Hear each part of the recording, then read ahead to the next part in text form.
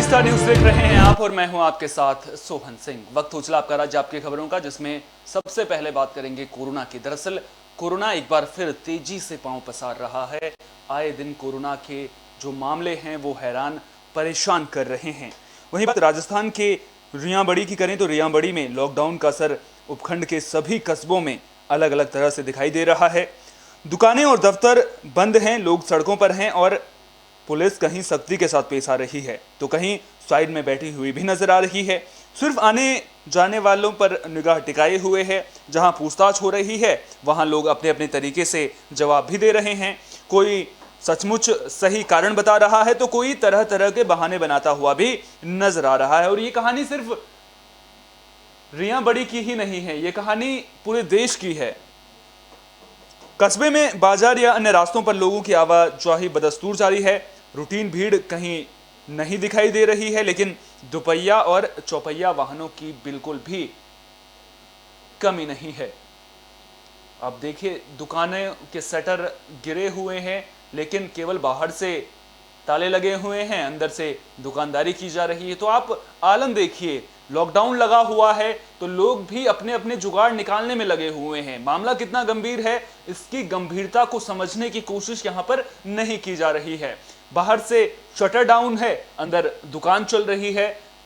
कहीं ना कहीं जो लोगों की जिम्मेदारी बनती है, हाँ ये बात जरूर है कि अर्थव्यवस्था प्रभावित होती है, आर्थिक नुकसान झेलना पड़ेगा, लेकिन ये पाबंदियां लोगों के लिए हैं। लोगों को ये बात समझनी होगी। ये तस्वीरें आप देखिए, किस तरह से लोगों की भीड़ वहां पर लगी हुई थी। पुलिस वालों ने जाकर देखा तो बाहर से ताले लगे हुए नजर आए, लेकिन जब शटर उठाया तो अंदर दुकान चल रही है। जिसके बाद ये घटना कहीं ना कहीं अपने आप में सवाल खड़े कर रही है। अब कई जगह पर तो गाइडलाइन की स्पष्टता के बावजूद भी असमंजस बना हुआ है। सोमवार को तो कई व्यापारी अपनी दुकान पर भी पहुंच गए थे। ऐसे में पुलिस के साथ उपखंड अधिकारी सुरेश के एम, कार्यवाहक तहसीलदार भागीरथ चौधरी ने सभी को गाइडलाइन समझाते हुए बताया कि क्या कुछ खुला रहेगा और क्या कुछ बंद रहेगा। किंतु लोग सब्जी खरीदने के बहाने ही सड़कों पर उतरे। कस्बे में कपड़ा बाजार खुला तो प्रशासन ने दुकानें सीज कर दी। बिक्री सोमवार को 2 दिन के वीकेंड लॉकडाउन के बाद सुबह संपूर्ण बाजार एक बार फिर खुल गया, लेकिन प्रशासन और पुलिस ने सख्ती दिखाते हुए बाजार को भी बंद करवा दिया। रियांबड़ी के बस स्टैंड के नजदीक साई मार्केट में कपड़ा व्यापारी मार्केट के बाहर ताला लगाकर अपनी दुकानों के बाहर के शटर लगाकर अंदर ही ग्राहकों को बिक्री कर रहे थे। पुलिस को जैसे ही सूचना मिली, जैसे ही अधिकारियों को मामले की जानकारी मिली, अधिकारी वहां पर पहुंच गए। जिसके बाद देखा गया कि अंदर खरीदारी चल रही है। तो कहीं ना कहीं जो इस तरह के मामले सामने आते हैं तो वो कहीं ना कहीं हैरान करते हैं, परेशान करते हैं, क्योंकि उम्मीद ये करते हैं कि जनता जो है वो सहयोग करेगी, सरकार का साथ देगी, प्रशासन का साथ देगी। लेकिन जब इस तरह की तस्वीरें सामने आती हैं तो वो हैरान और परेशान करने के सिवा कुछ और नहीं करती हैं।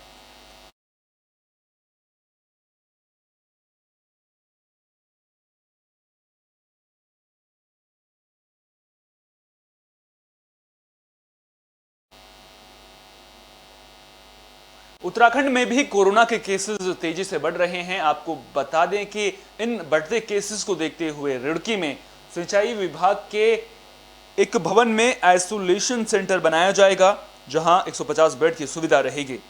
दरअसल कोरोना के बढ़ते प्रकोप को देखते हुए रुड़की विधायक प्रदीप बत्रा ने सराहनीय कदम उठाते हुए सरकार द्वारा सिंचाई विभाग के एक भवन को आइसोलेशन सेंटर बनाए जाने के लिए अधिग्रहण किया है।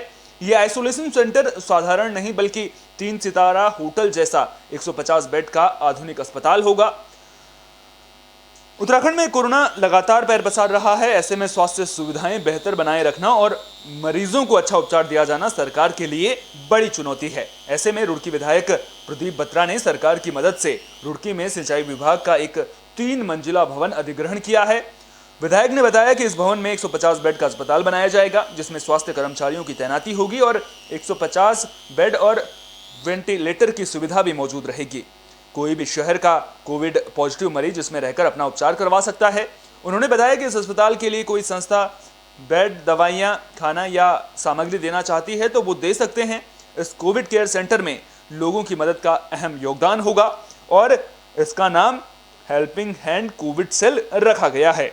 उन्होंने कहा कि 20 अप्रैल की सुबह तक इस भवन में बिजली, पानी और अन्य सभी सुविधाएं पूरी करने के साथ इसे शुरू कर दिया जाएगा।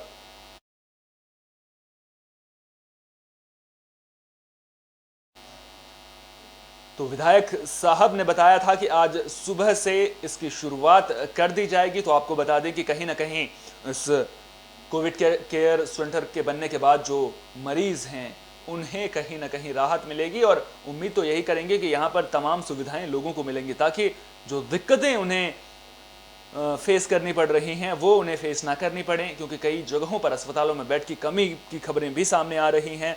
तो उम्मीद तो ये करेंगे कि ये आइसोलेशन सेंटर लोगों के लिए वरदान के रूप में काम करेगा।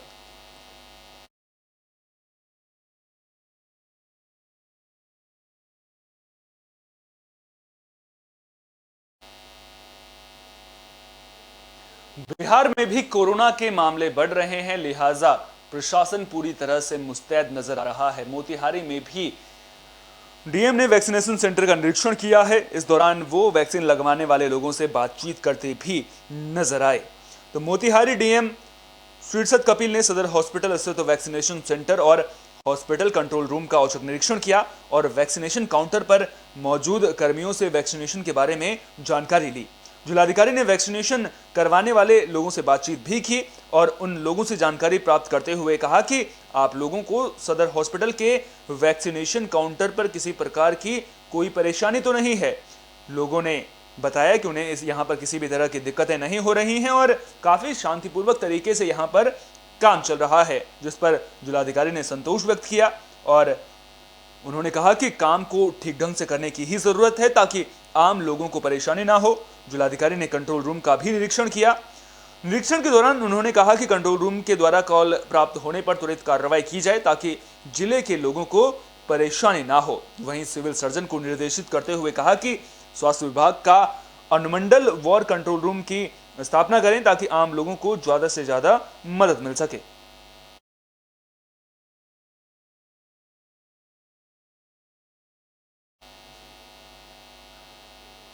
मध्य प्रदेश के सीहोर में एसपी ने 3 थानों का निरीक्षण किया है। इस दौरान वहां पर मौजूद पुलिस कर्मियों से कोरोना महामारी से खुद को बचाने और जनता की सुरक्षा करने की निर्देश देते हुए भी वो नजर आए हैं।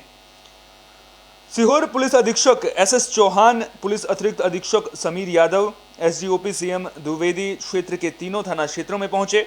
इस दौरान सभी थाना क्षेत्र के पुलिस जवान और अधिकारियों को कोरोना काल में महामारी से लड़ने के लिए पुलिस जवानों को सुरक्षित रखने और समाज को सुरक्षित रखने की सलाह दी।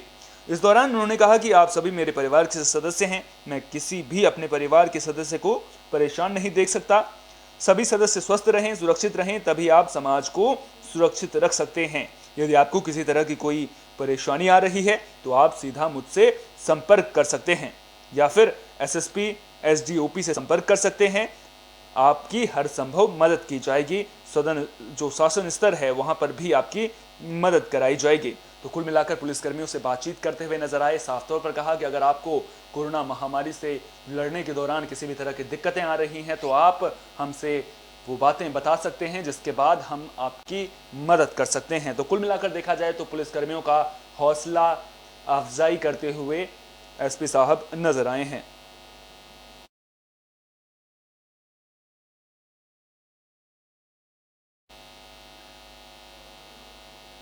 खबर पंजाब के मोगा से सामने आ रही है, जहां पर एक सरपंच की सराहनीय पहल देखने को मिल रही है। आपको बता दें कि लगातार कोरोना का ग्राफ बढ़ रहा है, ऐसे में सरपंच जो है वो लोगों को वैक्सीनेशन के प्रति जागरूक करती हुई नजर आ रही हैं।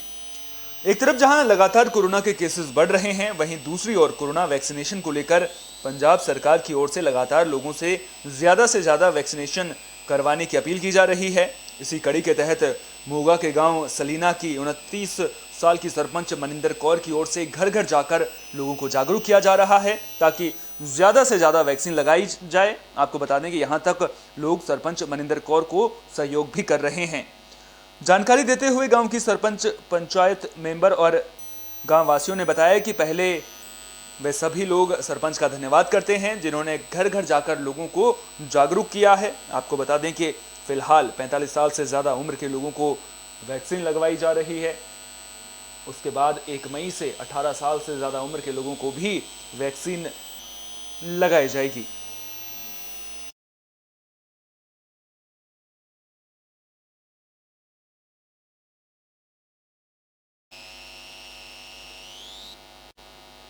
गलती से पाकिस्तान की सीमा में चले गए एक शख्स की आज वतन वापसी हो रही है। आपको बता दें कि करीब 18 साल बाद ये शख्स अपने वतन वापस लौटा है। दरअसल किसी वजह से मैं दाखिला ना ले पाया तो मैं आगे चला गया जी बॉर्डर साइड में। धर्म 2003 में जम्मू कश्मीर के मेरा डोडा बॉर्डर पार जिले हो में गया, सरहद पर घूमते बॉर्डर हुए से बाहर अचानक चला गया तो सरहद आगे पार कर गए पाकिस्तान और की पुलिस वहां ने पकड़ उन्हें लिया। पाकिस्तान की पुलिस ने बिना किसी कागजात के पाकिस्तान की पुलिस ने सरहद में उनको घुसने लिया, पर जेल में डाल दिया। गिरफ्तार कर लिया था और मैं काफी अत्याचार के अटारी बाद बॉर्डर कोर्ट के उत्ते द्वारा आज 14 साल प्रोटोकॉल की ड्यूटी कर रहे सजा भी उन्हें सुनाई गई थी, जिसके बाद ਅੱਜ उन्हें ਪਾਕਿਸਤਾਨ कोर्ट सरकार लखपत ਦੇ जेल में भेज ਭਾਰਤੀ दिया गया। ਕੈਦੀ ਜਿਹੜਾ जब ਕਿ ਜੇਲ੍ਹ वहां ਦੇ वे ਰਹਿਣ सजा ਵਾਲਾ पूरी ਉਹਨੂੰ करने के ਰਿਲੀਜ਼ बाद ਕੀਤਾ। करीब 4 साल 2 तक ਵਜੇ जेल में रहे दो सवा दो बजे तकरीबन और अब पाकिस्तान के द्वारा अटारी वाघा सरहद के रास्ते धर्म सिंह को भारत भेज दिया गया है। हालांकि पाकिस्तान की जेल में हुए अत्याचार के कारण धर्म सिंह की दिमागी हालत कुछ ठीक नहीं लग रही है, लेकिन उन्होंने बताया कि कोट लखपत जेल में और भी भारतीय कैदी सजा काट रहे हैं, उनको भी जल्द रिहा किया जाना चाहिए। वहीं अटारी सरहद पर पंजाब पुलिस के प्रोटोकॉल ऑफिसर ने बताया कि धर्म सिंह को 14 साल की जेल हुई थी, लेकिन बारी नहीं आने के कारण 4 साल और सजा काटनी पड़ी। अब धर्म सिंह का मेडिकल करवा कर 14 दिन अमृतसर के गुरु नानक देव अस्पताल में क्वारंटीन किया जाएगा और इसके बाद धर्म सिंह को परिजनों के हवाले कर दिया जाएगा। लेकिन किसी वजह से मैं दाखिला ना ले पाया तो मैं आगे चला गया जी बॉर्डर।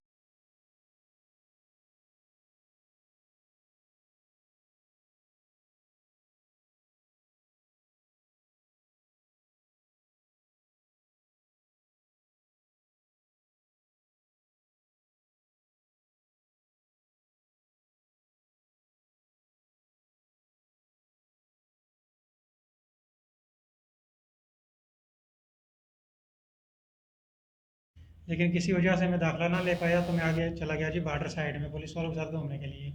तो उधर मेरा बॉर्डर पार हो गया, बॉर्डर से पार चला गया तो आगे पाकिस्तान की पुलिस ने पकड़ लिया। पाकिस्तान की पुलिस ने उधर पकड़ लिया, जेल में डाल दिया।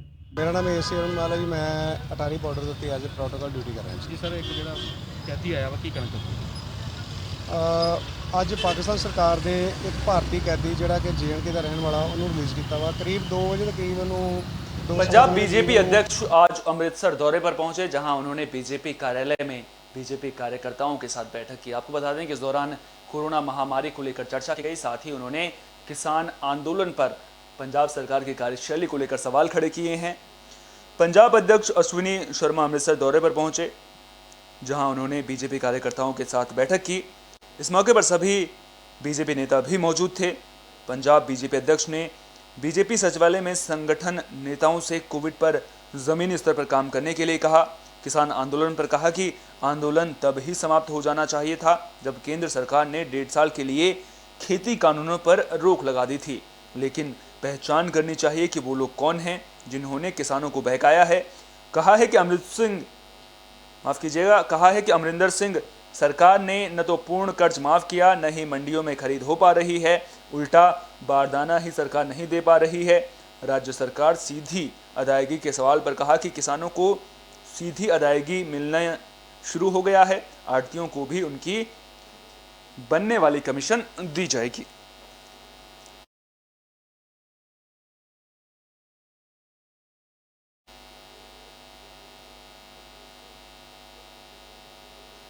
आम आदमी पार्टी उत्तराखंड में पैर पसारने की कोशिश कर रही है और अगले विधानसभा चुनाव में सभी सीटों पर चुनाव लड़ने का ऐलान भी कर चुकी है।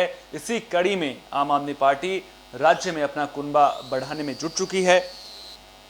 दरअसल रिटायर्ड कर्नल अजय कोठियाल अब आम आदमी पार्टी में शामिल हो गए हैं। हरिद्वार रोड स्थित एक होटल में मिशन उत्तराखंड नवनिर्माण कार्यक्रम के तहत कर्नल कोठियाल ने आम आदमी पार्टी का दामन थामा, जिसका लाइव प्रसारण भी जगह जगह पर किया गया। प्रदेश उपाध्यक्ष दीपक बाली के नेतृत्व में सैकड़ों कार्यकर्ताओं के साथ कर्नल कोठियाल का सदस्यता प्रोग्राम भी देखा गया। आपके प्रदेश प्रभारी दिनेश मोहनिया और प्रदेश अध्यक्ष SS कलेर के नेतृत्व में आप कार्यकर्ताओं ने उनका स्वागत किया। रिटायर्ड कर्नल अजय कोठियाल ने कहा कि आप पार्टी उत्तराखंड में भी मजबूती से काम करेगी। आप पार्टी ने कर्नल अजय कोठियाल को प्रदेश में प्रमुख चेहरों की तरह पेश किया है। सूत्रों के मुताबिक आपका ये अभियान अब कांग्रेस और बीजेपी को परेशान कर सकता है। प्रदेश में विधानसभा चुनाव नजदीक आने के साथ ही राजनीतिक उठापटक अब और तेज होने की संभावना जताई जा रही है।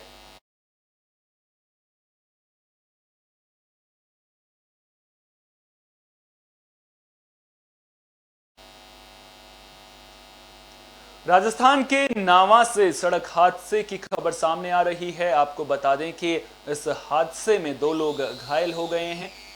दरअसल उपखंड मुख्यालय के निकटवर्ती ग्राम कांसेड़ा मीठड़ी के बीच मोटरसाइकिल और एक कार के बीच भयंकर टक्कर हो गई थी, जिसमें एक पुरुष राघवेंद्र जो रसीदपुरा तहसील डिडवाना का रहने वाला था और एक महिला रमणी देवी कुचामन स्वीटी गांव की रहने वाली जो थी वो गंभीर रूप से घायल हो गई हैं, जिनमें से महिला को मारवाड़ अस्पताल नावा ले जाया गया है। वहीं पुरुष को नावा सामुदायिक स्वास्थ्य केंद्र पर लाया गया है, जिन्हें दोनों को प्राथमिक उपचार के बाद जयपुर के लिए रेफर कर दिया गया है।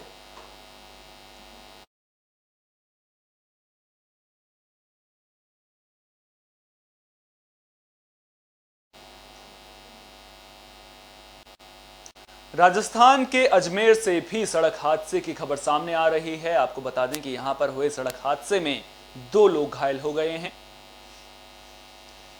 अजमेर के किशनगढ़ से यह खबर सामने आ रही है। अज्ञात वाहन की चपेट में आने से 2 लोग घायल हो गए। आपको बता दें कि अज्ञात वाहन की चपेट में आने से स्कूटी सवार 2 लोग घायल हुए हैं। जयपुर हाईवे नसीराबाद पुलिया के पास स्कूटी सवार नरेश कश्यप और सत्येंद्र कश्यप अज्ञात वाहन की चपेट में आने से घायल हुए हैं। मामले की जानकारी मिलते ही शहर थाना पुलिस मौके पर पहुंची, जिसके बाद घायलों को इलाज के लिए अस्पताल में भर्ती कराया गया। प्राथमिक उपचार देकर अजमेर के लिए दोनों घायलों को रेफर कर दिया गया है। पुलिस मामले की जांच कर रही है।